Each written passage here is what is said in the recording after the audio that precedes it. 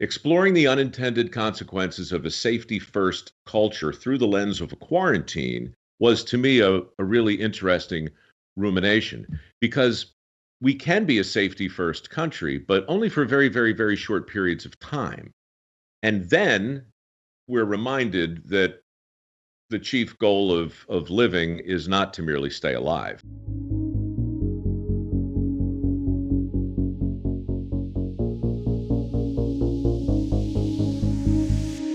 I'm Dave Rubin, and this is the Rubin Report. We're still in lockdown mode. Joining me today is a true Renaissance man, an author, a podcaster, a narrator, and a guy who has done an awful lot of dirty jobs. Mike Rowe, finally, I can welcome you to the Rubin Report. And finally, I can say it's great to be here. I'm sorry it took so long, but, jobs, stuff, busy, whatever. That was a big intro that I gave you there, because there's a lot of things that I could call you, I suppose, or that someone reading your bio could call you. What would you call yourself first and foremost? A good-natured model to vocational schizophrenia. I don't know. That's not bad. That was pretty good. I mean, it's such a huge question, really. I mean, it's just you come right out of the gate with a giant existential query. How do I actually identify myself? For a long time, I would have said I'm a host, and then I went through this phase where I said, well, I get paid to impersonate hosts on television shows, and I became fairly facile at it. But today, honestly, thanks to Dirty Jobs and a bunch of other stuff that happened in its wake, I've adapted the mindset of a guest, part avatar, part cipher. So I see my role today, not to be too grand about it, but I tap the country on the shoulder from time to time and say, hey, what about him, or what about her, or get a load of this. So I'm a curious guy with the number of platforms that allow me to indulge myself at every turn. All right. Well, now that we got the existential stuff out of the way, I'm going to stroke your ego for a second, and then we'll get into the other stuff. So I didn't tell you this in the minute or two that we talked before the cameras turned on, but when the first episode of Dirty Jobs came out, I saw it, and I was like, do you remember what jobs you were doing what job you did in that first one, by any chance? Well, there's the first one that aired, and they're the first ones we shot. And in my the first one mind, that that's aired. back. Yeah. The very first Dirty Jobs to air featured me in a bat cave, Bracken Cave, outside of Austin, Texas. 40 million Mexican free-tail bats in a very contained, creepy, horrific place, literally wading through guano as these bats hung upside down, defecating, urinating, and giving birth. The little tiny placentas showering down upon us as dermested flesh-eating beetles living in the guano crawled slowly up our woefully inadequate Tyvek suits to dine on our happy flesh. So you got the answer correct, and the reason I know that is because I saw the very first episode of Dirty Jobs, and I went on like the official Dirty Jobs message board. This was before we were all tweeting and all this stuff, and I wrote something like, this Mike Rowe is completely insane. This show is crazy. It's amazing. I couldn't stop watching. And guess what? Mike Rowe responded to me that very night. You were on the message board, on the Dirty Jobs message board, and you responded to me. So this is not the first time we've communicated. Well, then let me just say, I'm sure you remember that well. It's seared into my retina, Dave. I'll never forget that night. I was in a Motel 6. I was alone.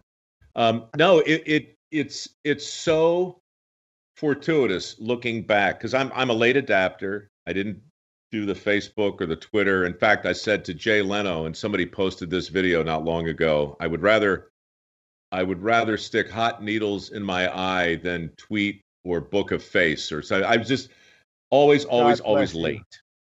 Yeah. But the Discovery Channel in 2003 said, listen, if we're trying this thing and we'll build you a chat room. And I said, if you call it the mud room, and I'll go in it.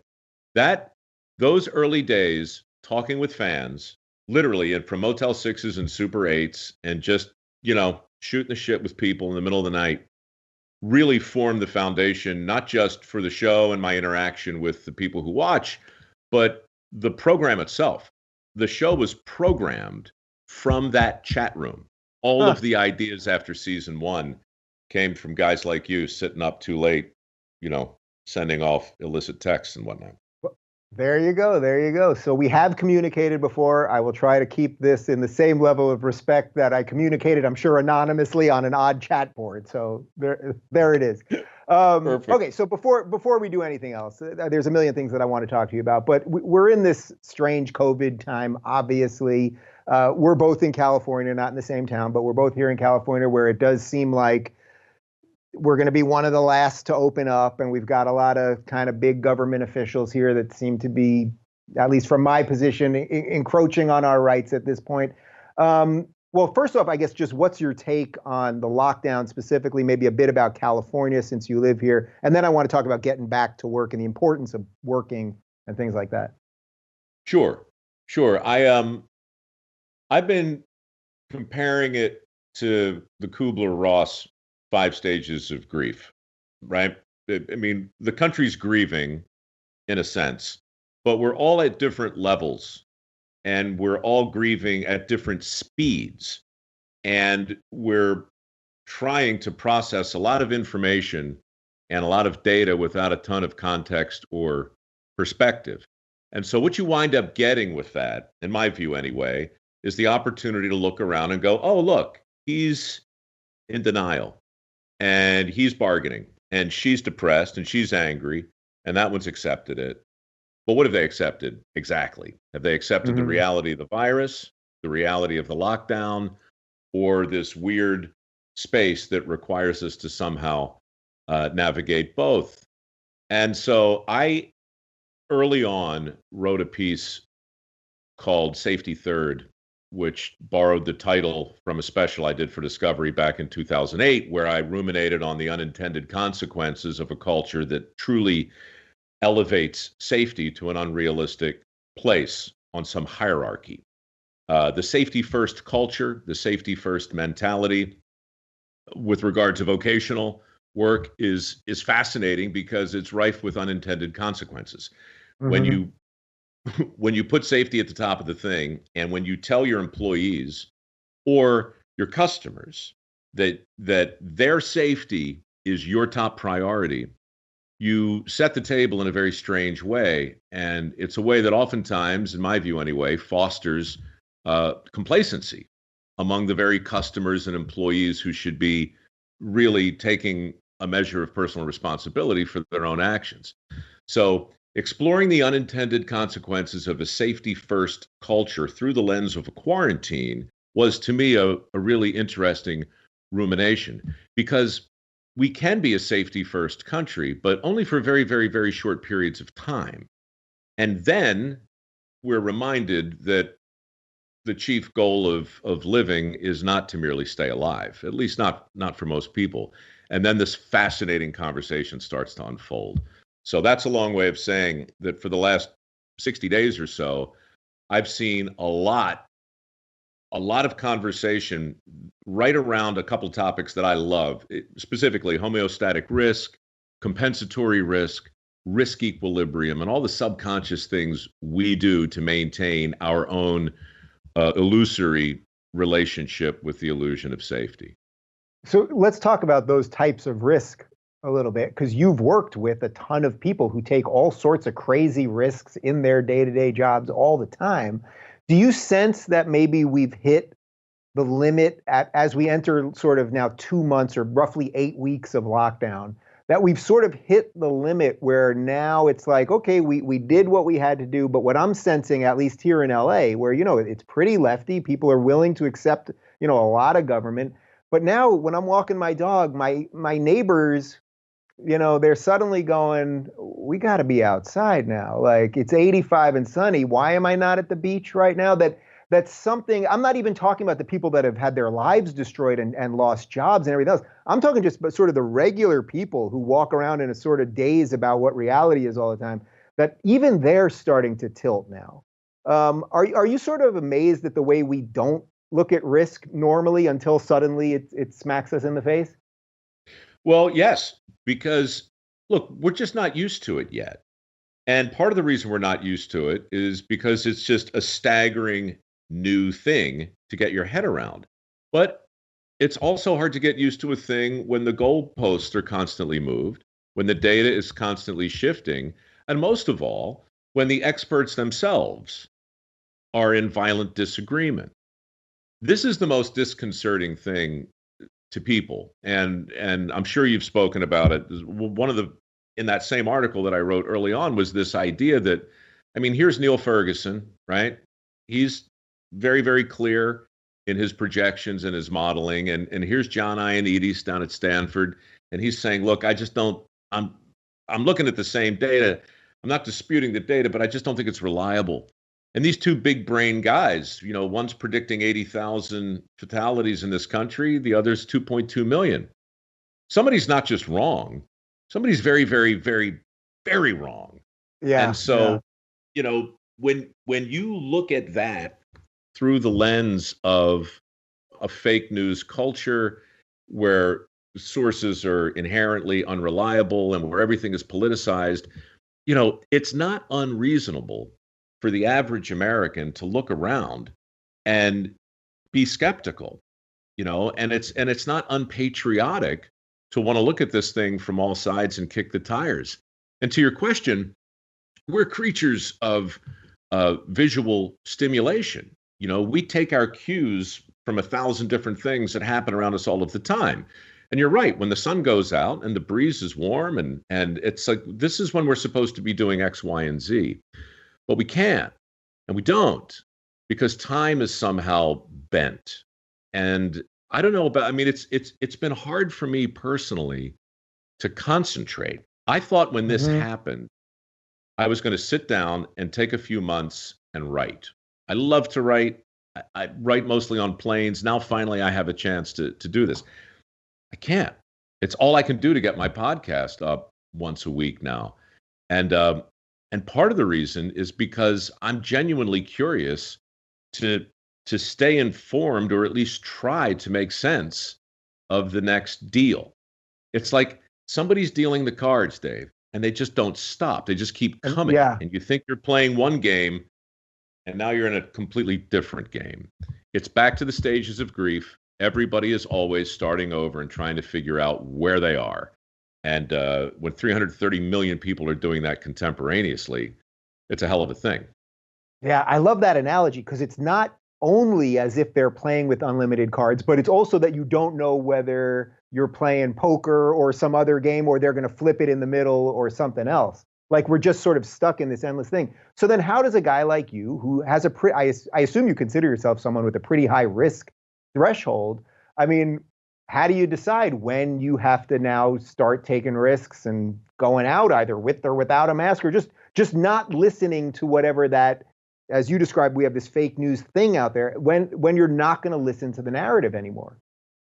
Well, this is it's the eternal paradox, because the honest answer in normal times to your question is deeply personal. Risk is personal, right? This is why risk compensation is so interesting. You get 100 people in a room, everybody has a slightly different tolerance for risk. And when you introduce protocols, safety features, for instance, the theory goes that your behavior will change to suit the measures you take. For instance, if you wear a seatbelt, studies show you drive faster. If you wear a helmet on your motorcycle, studies show you corner faster. The more safety features you put on a machine, the more likely the operator is to assume a level of risk that is slightly heightened.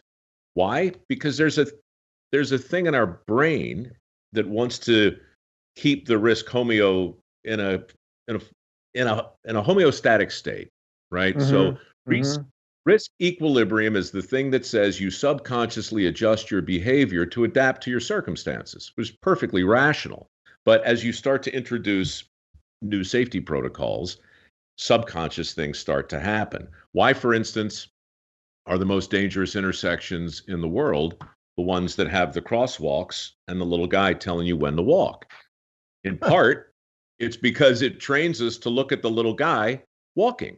And when we see him walking, we step off the curb, and then the big blue bus takes us out, right? Because we've been trained not to look. So something is happening right now with regard to public safety and individual responsibility. It's a collision. And on the one hand, you've got a lot of people like myself and probably you who think, I'm going to do this when I'm comfortable. I'm going to take the risk and assume more risk when I'm comfortable, when my equilibrium rebalances. On the other hand, we're being told by our employers when to come in. We're being told by the state when to stay home and for how long. And now, in 1,000 other little ways, we're being told, sometimes by being scolded, other times by being shamed in whatever way, shape, or form. The mask is going to become a dog whistle. It's already started to. I walk around my neighborhood. Half the people don't wear masks, half are. Those who are, the waves of disapproval are coming off of them. And they have science and research, and they have proof to show me why I'm being irresponsible. Well, the maskless crowd has their experts, and they have their research. And so it goes. And my answer to your question is, I don't know, other than to say that we can't completely arbitrage personal responsibility out of the equation. Yeah, arbitrage is the right word there. That was a good word, and it's exactly the right one there. You know, I don't want to get myself in any trouble here, but my hair is a little shorter than it was 2 days ago. Do you know what I mean? I'm not saying anything. I think what you're saying is you invested in a Flowbee and spent some quality time alone. You ever Flowbee yourself? It ain't easy, my friend. I now know that. Twice this morning. Okay, so the main question that I think I wanted to ask you that I think will sort of frame everything else we're going to talk about is that there seems to be a narrative out there from a certain set of people that it's like, oh, going back to work, it's just too risky and no one really wants to work anyway. And, you know, AOC had some version of this sort of thing, like only in America would we value work so high.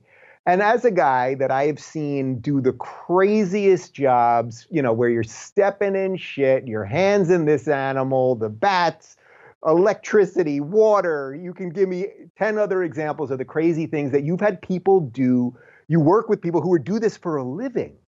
Can you just talk about just broadly, like the importance of work relative to finding purpose in life, relative to just setting up the rest of the things that you want out of life? Because that actually is one of the things that I'm most worried about right now, that as we sort of give away our day-to-day lives, that we're going to forget that work is important. I'm not talking about slavery, but I'm just talking about the getting up with something to do because it makes you some money so you can do everything else with your life that you want to do. So it's the frog in the boiling water. I share your fear. It's not going to happen like a light switch, though. What's the old poem? Not with a bang, but a whimper. And the way it'll happen here is people like AOC and others who genuinely, or maybe not so genuinely, believe that work is fundamentally another expression for drudgery are going to make those points. They're going to reduce it to something that's purely transactional. That's the first step.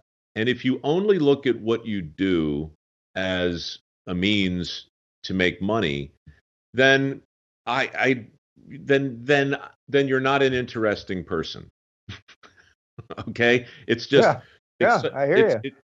It's such a one-dimensional way to look at something that should, in my view, and oftentimes does, define us. You know, it's our work. It's the thing we choose to do with the most conscious chunk of our life. And so to reduce it to a paycheck is dumb. Obviously, there's a giant transactional element involved in it, but there's so much more.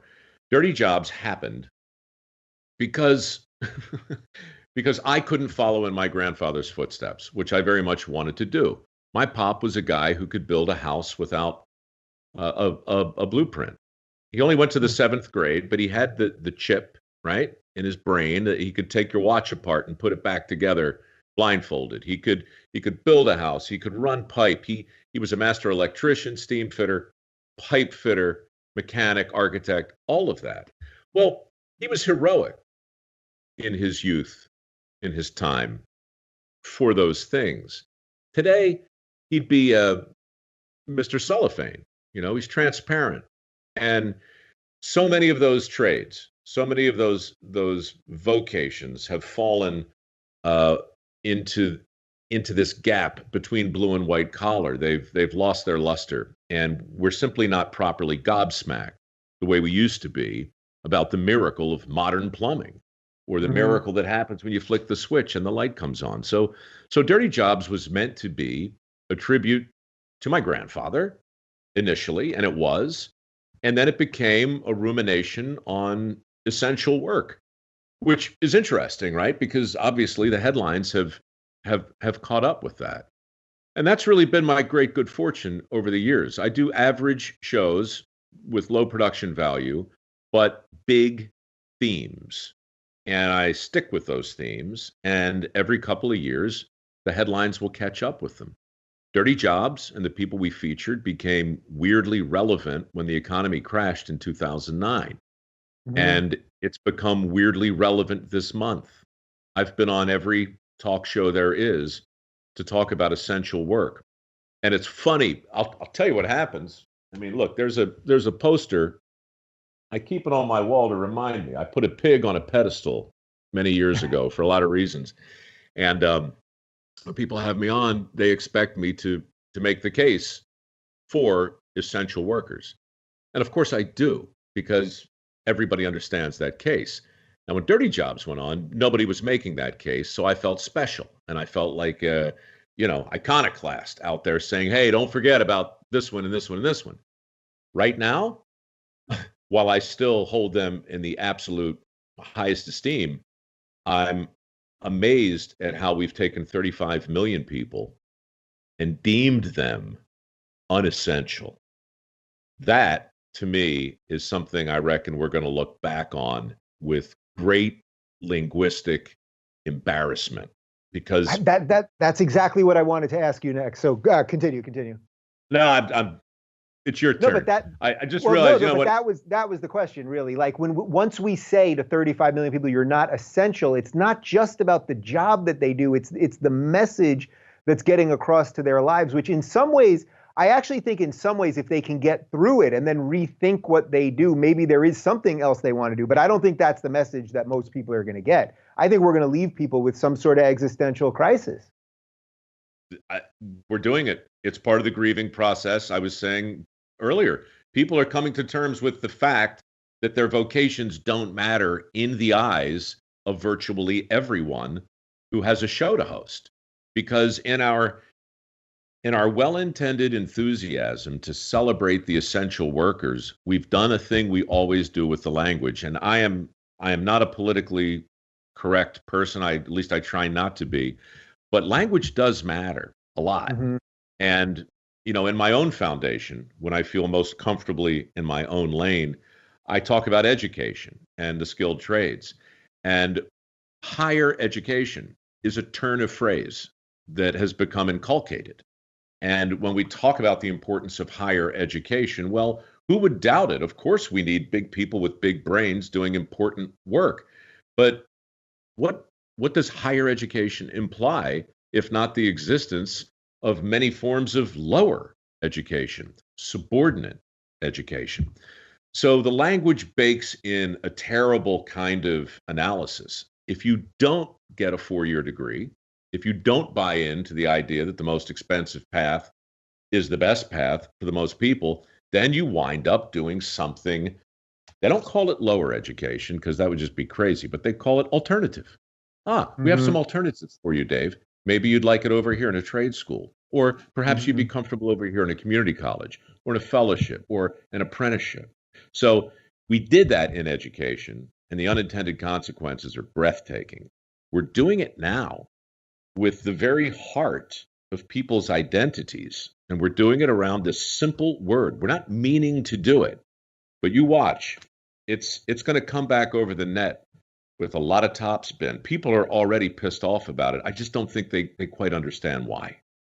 Yeah, let's actually back up for a second and talk about your foundation a little bit, because everything you're saying right now, I think, does get to a trend that I've been seeing for a while, which is I've had so many guests who come from academia, and so much of our national conversation is about outrage culture and cancel culture and what's happening at colleges. And now, because of YouTube, average people, and I mean that in the best sense of average, all of us can watch incredible thinkers give lectures. You can watch Jordan Peterson lectures on YouTube for free and maybe get more information from that than you can from a semester that you're paying 25 grand for.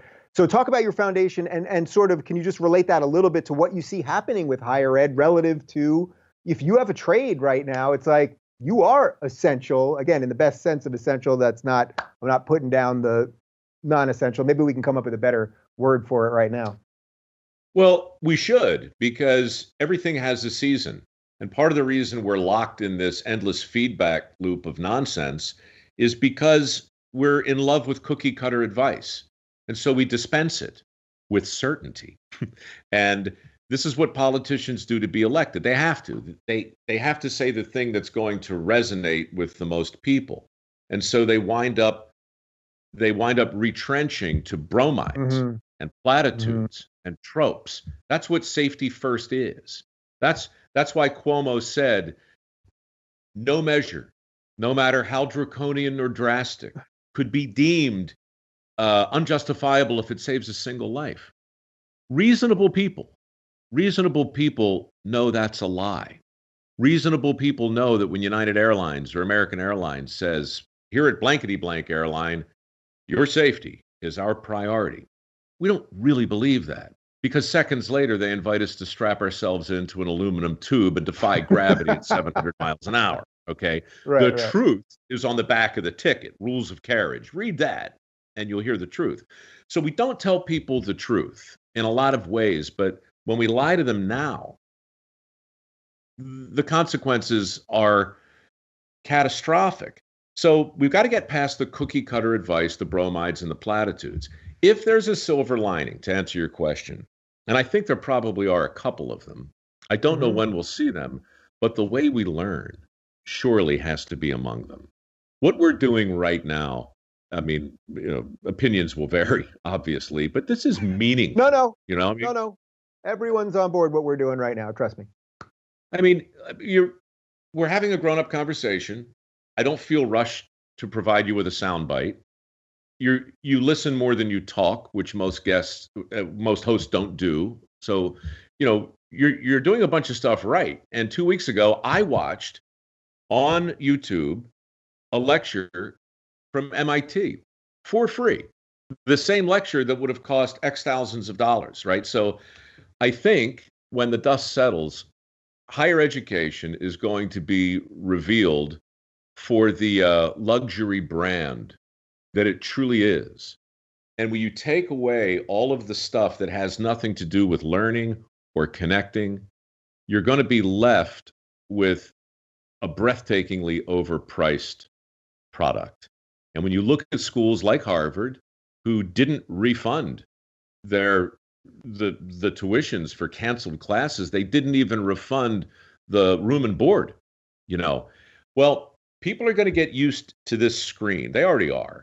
But I think more and more are going to take deeper dives into more interesting ponds. And they're going to find big thinkers with easily accessible ideas who are exponentially more interesting than professors.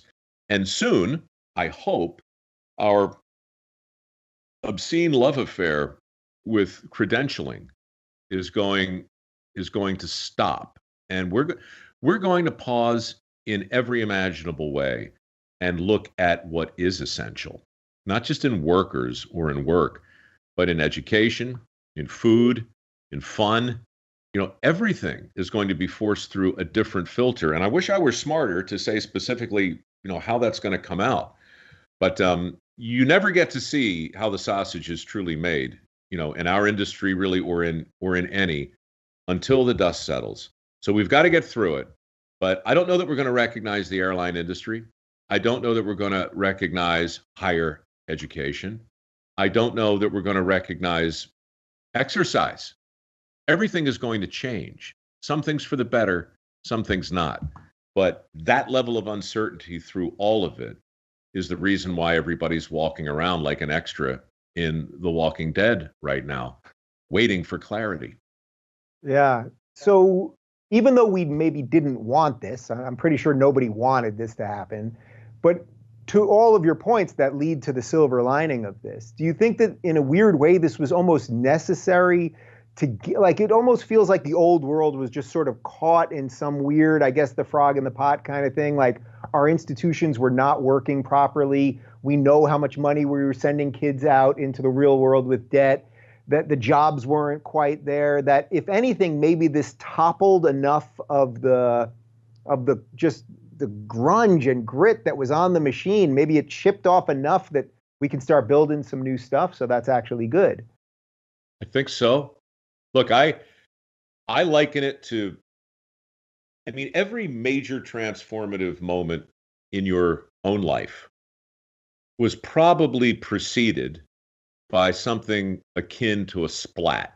Sometimes things have to go splat, you know, sometimes in little ways, sometimes in big ways. This is a biggie. This is the biggest thing I've ever lived through in terms of a transformational event. And so I don't know how it's going to shake out, but yeah, the machine just got shook.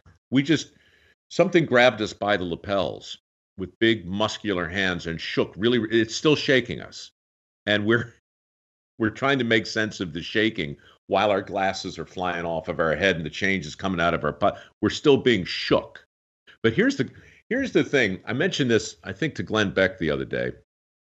You know, the thing nobody is thinking about with regard to a premature opening versus an unnecessary sequestration is what happened to the Brits in 39, right? I mean, Hitler dropped a lot of bombs on London every day, day after day, day after day after day. For weeks, they stayed in, hunkered in the bunker, in the air raid shelters. And then about 3 weeks into it, they started venturing out. Bombs were still falling, right? Started opening shops. The bombs were still falling. They opened the schools. The bombs were still falling. They were cleaning up. Now, I'm not saying for a second that we ought to do anything premature, but I'm saying that no matter what we do first is going to feel premature. Doesn't matter what it is. It's going to feel reckless. It has to, by definition. But the thing is, what really drove the Brits out of their bunkers? I wasn't there. I don't really know. But from what I've read, my sense of it is they got bored. They got bored of being terrorized. And they just said, no. And they had enough time, as horrific as it was, they had enough time to let it sit for a minute. And there's no way you're coming out after day 2 or 5 or 8 or 12, 14, 20, right? And so it's very personal. And there's a herd mentality just as surely as there's a herd immunity. And the first ones to go will look reckless and crazy, but then others will follow. And then pretty soon, you're a guy who gets behind the wheel of your car and drives across the state knowing full well that 40,000 people are going to die this year as a result of traffic fatalities. But you get in and you strap up and look, you do a lot of things. I mentioned Cuomo earlier, and I'll circle back. If he really believed it, then why not get together? Just get together with the governors and say, look, we're lowering the speed limits to 20. We're all wearing helmets, and we're outlawing left turns. You could save 40,000 lives this year. But you won't do that because we have baked the risk into our lives. And at base, we are a safety third kind of people. We know that there are other things more important. Safety always is the rational thought. But I think, really, not to make it all about me, but I was right in 2008. Safety first is a bromide. And that platitude, it sinks in to the point where a lot of us believe it reflexively, but we don't really believe it. And we are right now waking up to the fact that we've been living with all forms of attendant risk for a very, very long time. We're just not used to this. And it's going to take a while to get used to it, but we will. And if getting used to it means masks and temperature checks and cavity searches or God knows what else, I don't know. But there will be protocols and they will be accepted and we will get used to them just as surely as we're used to taking our shoes off at the airport. Is the X factor of all of this, though, that while in 1930s Britain, they had newspapers that were still being delivered to their house, that we're all in our house being under a different type of onslaught, which is an information onslaught. And as you said, our sort of our journalist class and our protected academia class, whatever that is, it's getting almost impossible to figure out who to trust these days. You may know I'm in the midst of my first book tour right now, and one of the questions that almost everyone has asked me, so I've probably been asked this about 100 times in the last week, is, Dave, who do you trust?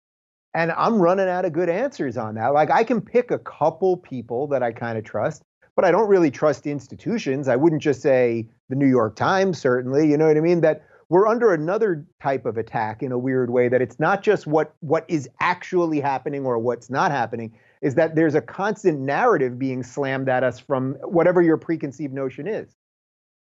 You know Mike Shermer, right? Of course, he's one of the best. I had him on 2 weeks ago. He's one of the best.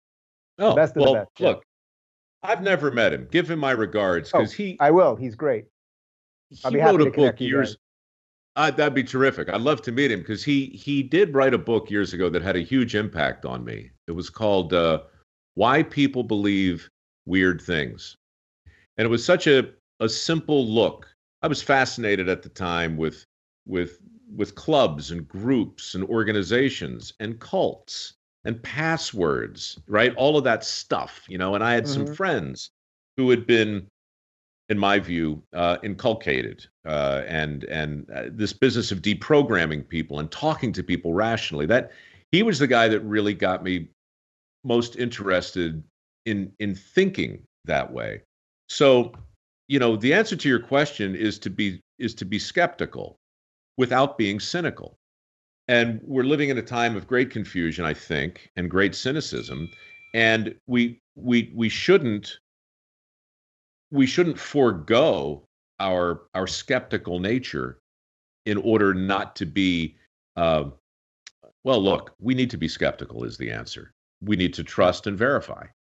And we need to question our own assumptions, I think, first and foremost. We can't simply preach to the choir, as pleasing as it is to do so. We need to be challenged. We need to be out of our comfort zone. But we also need to be honest. Look, I haven't read your book yet, but I read your first chapter, and I'm looking forward to finishing it. But you write about coming out, in a really honest way, and coming out politically in so many ways, I suspect, is probably, more difficult than it's ever been. And so, sorry, I'm free associating, but to be skeptical of your own truth, your own beliefs, I mean, I don't know about this whole your own truth thing never really resonated with me, but to be skeptical, not just about what you believe, but why you believe it. And then, to share that skepticism requires a measure of humility. And that's what I liked about what I've read of your book so far. You can't be enlightened without being humble, and you can't be humble without being wrong. What's dangerous for people. I assure you, I've been wrong a couple of times, and it's been public. But to be wrong and not be humbled by it is to have a quality that is not what's the word? Good. It is not good to have the capacity to be wrong, but not humbled. It's the beginning of the death of shame. See, I know you're not part of the academic class there because you went into the depths of your mind to find the right adjective and you came up with good. So, My second favorite four-letter word. yeah, exactly. All right, so let's back up because a lot of the stuff you're giving me sort of jives to me as someone that got a decent upbringing, that got some of the right things handed to them. And since we just had Mother's Day just this past weekend, your mom, according to this paper in front of me, is a two-time New York Times best-selling author. Her last book, it's from 2 weeks ago, she was on the list. I might be on the same list as your mom, which would be pretty spectacular. Tell me a little bit about your upbringing, your relationship with your mom, how she sort of stepped into this. Is she 82 now? She's 82, She's I think, 82. and she's 82 and has sort of stepped into this other life as if what you were It's doing kind of wasn't enough.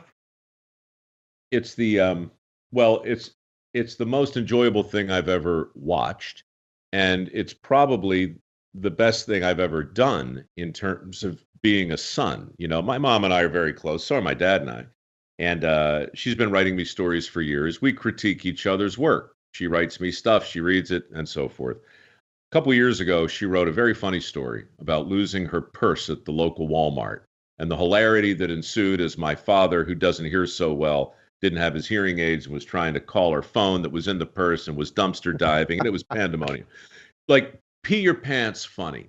I read it on Facebook and I posted it and I went to work. And 2 days later, I came home and 71 million people had watched the video of me reading my mother's story. Now, this is where it goes off the rails.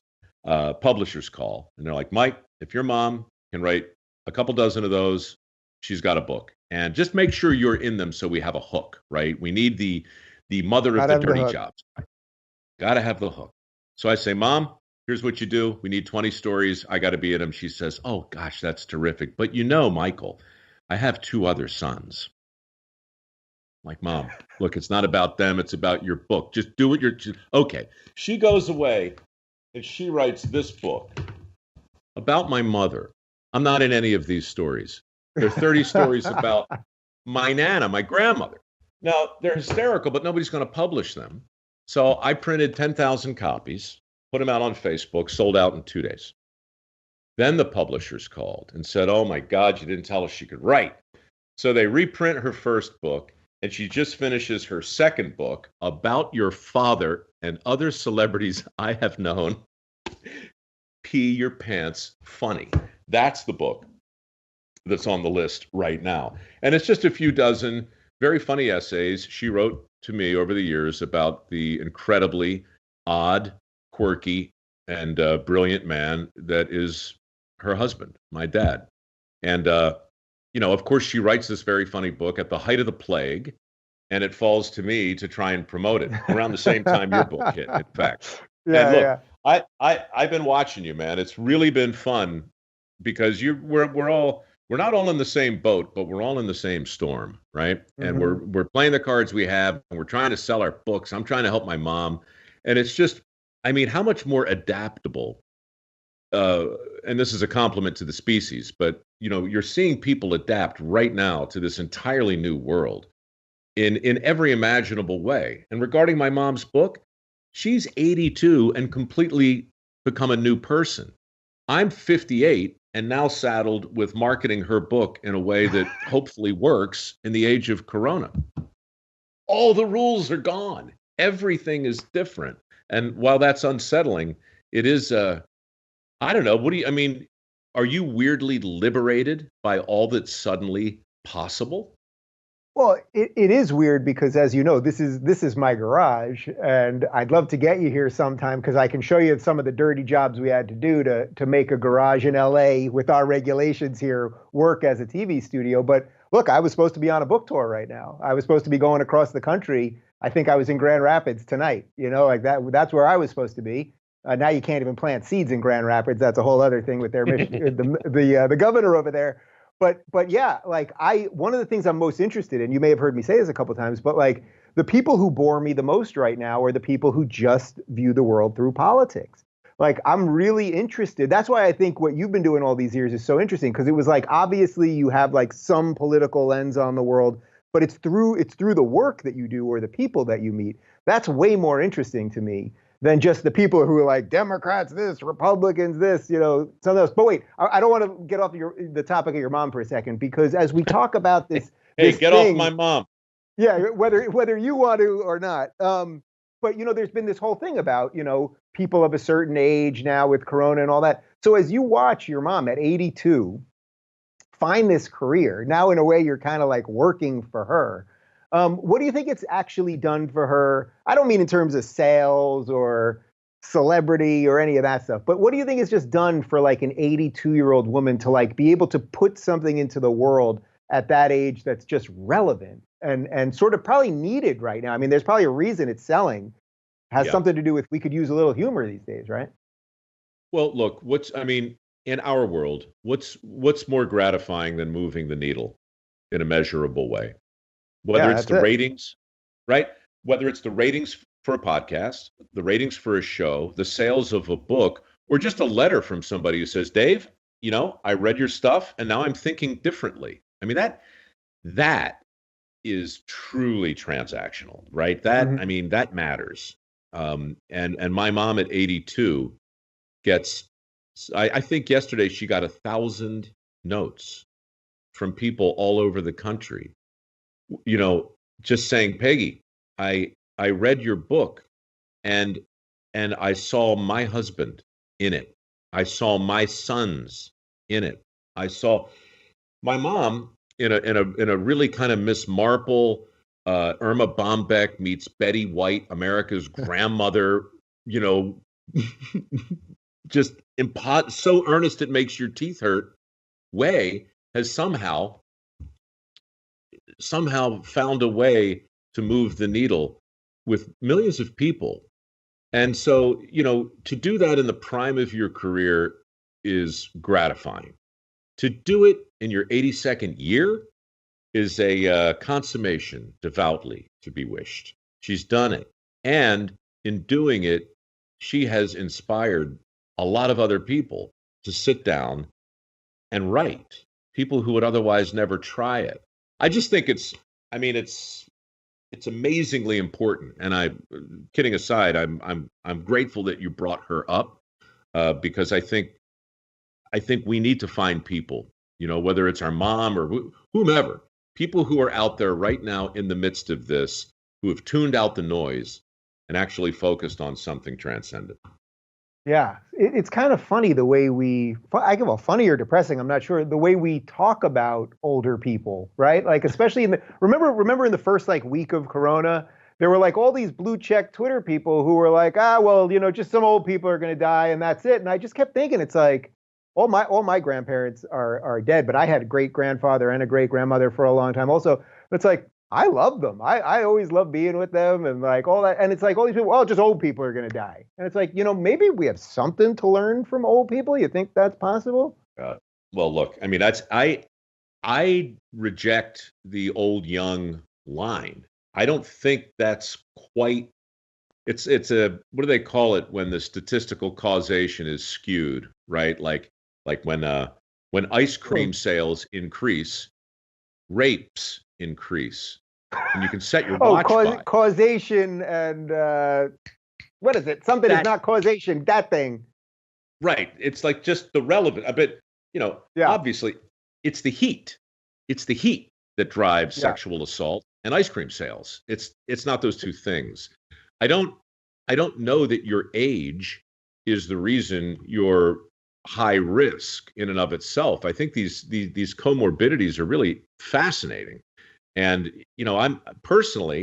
I'm less interested in how old a person is if they succumb to this disease than I'm desperate to know if they were hypertensive or diabetic or fat or, what are these other things? And I'm going to say something that taken out of context will get me creamed out in the world, but it's an honest question.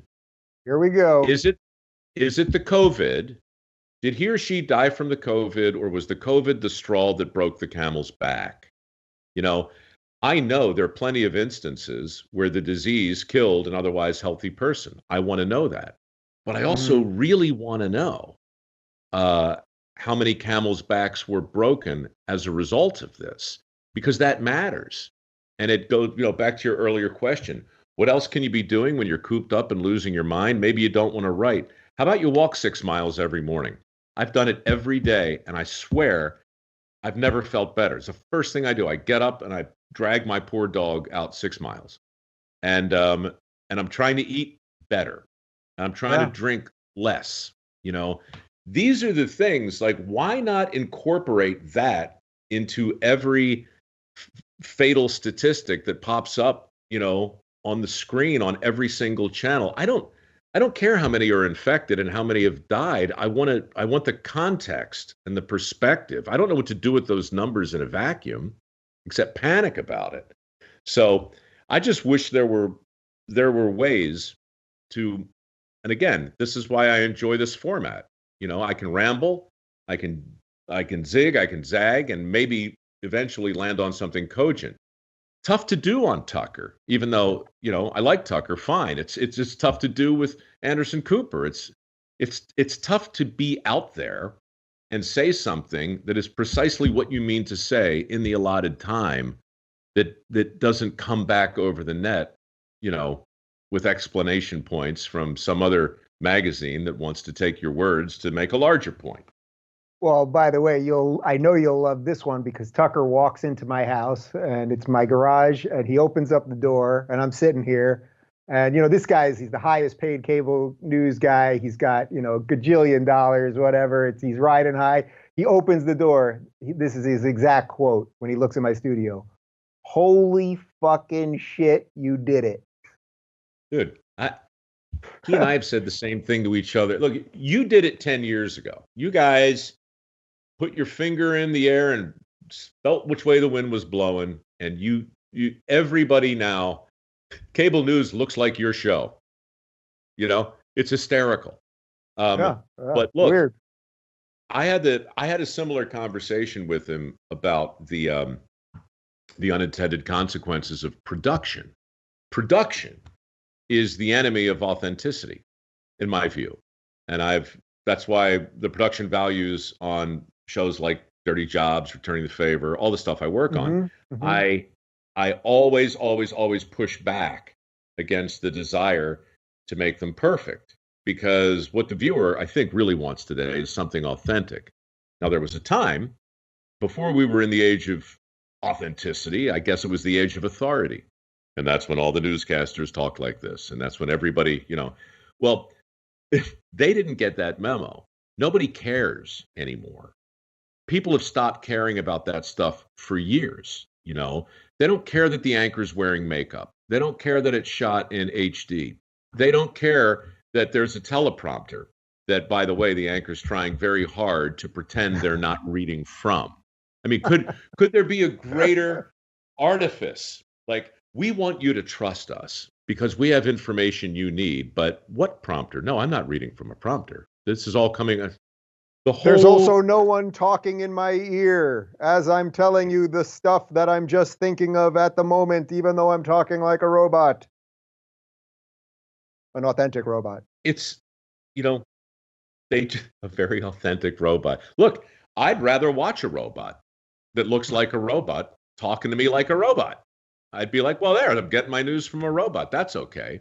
But actually, I think that's Wolf Blitzer, for the record. But you know what? Do you remember? It was Walter Cronkite, right? He had the glasses, and he's sitting there at the desk, and we just landed on the moon, or maybe it was Kennedy who had died. I think it was. I think it was the Kennedy one. Takes off the glasses, and he looks at the lens, and he talks from his heart.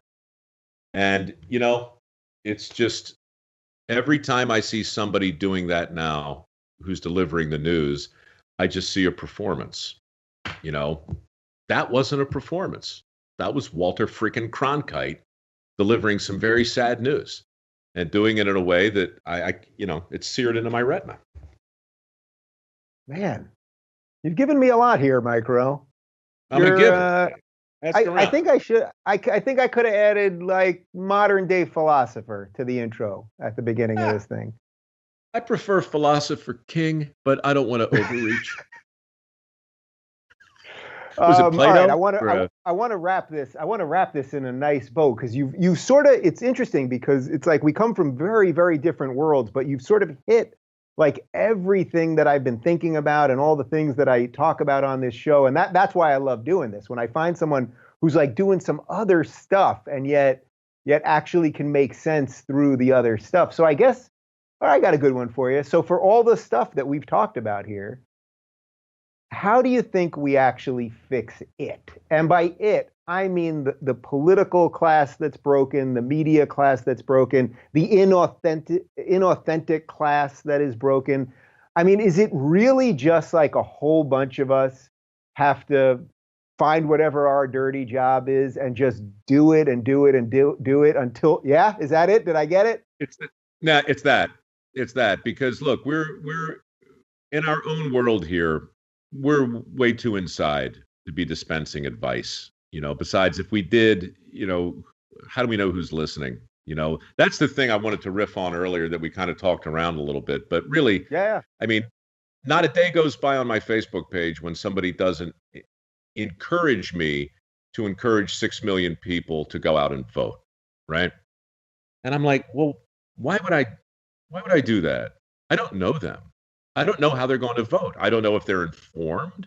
I don't know. I don't think voting is a thing that you ought to be persuaded to do. I would no more recommend somebody I didn't know cast a vote than I would recommend they buy a gun.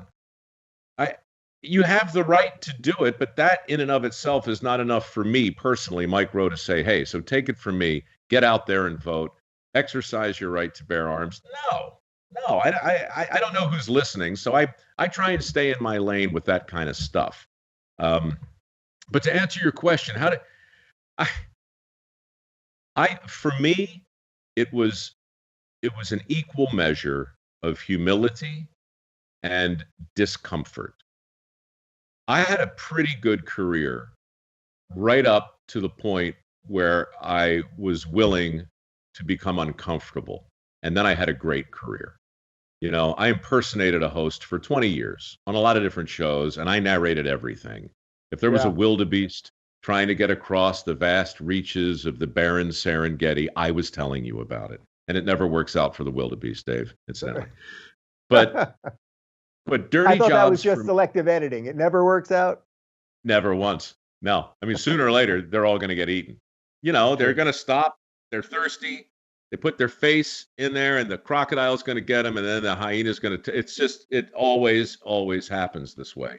So never leave the herd. All right. That's the advice that one would give vis-a-vis the wildebeest paradigm. But of course, we're also talking about the essential importance of leaving the herd.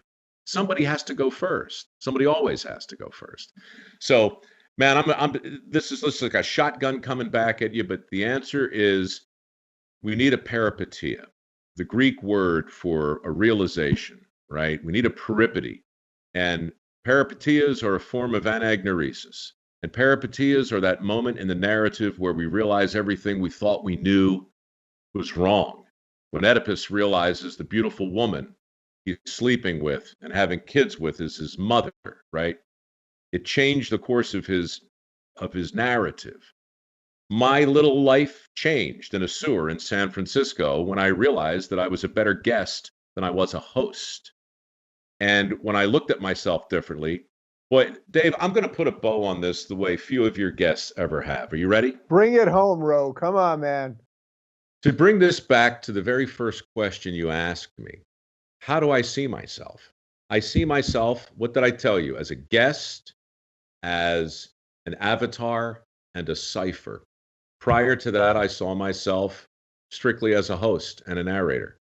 That little adjustment brought about by a very strange day in the San Francisco sewers with a sewer inspector and a little help from a rat and a couple hundred metric tons of human shit made me think differently about how to work in television. The country needs a peripeteia. We need, I think, with a little humility and a willingness to be uncomfortable, to reconsider our own deeply held beliefs, get out of our comfort zone, try things that we normally wouldn't try, be open to ideas and thoughts that we would normally dismiss, and look at the evidence that demands a verdict and be skeptical.